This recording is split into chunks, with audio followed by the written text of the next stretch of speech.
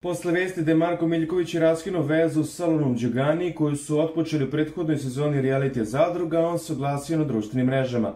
Odakle vam inspiracija? Koji k? Bilo je sve što je Marko naveo na društvenim mrežama uz ovu vest, što je pokrenulo veliki broj poruka njegovih obožavatelja. Podsjetimo, Luni je smetalo što Marko, a devojke gledaju u njega i smeju se. Nervozna je navodno sela i počela da se duri, pa je bezuspešno pokušavao da joj raspoloži i smiri. Posle nekog vremena uzaludnog pokušavanja vidno se iznervirao zbog njenog nezrelog ponašanja, ustao i namerno krenuo ka manekenki. Tada mu je ta devojka poslala poljubac, nego čega se Marko samo blago nasmeo. Taj osmeh bio je uvod u Lunini nervni slom koji šokirao sve prisutne. Luna je istog sekunda ustala i počela da urla na Marka. Govorio je da se smiri i da prestane kako zna i ume. Ona je postojala sve gora, nije želela da sluša i urlala je da je muka od njega i da je se gadi zbog flertovanja sa ženama.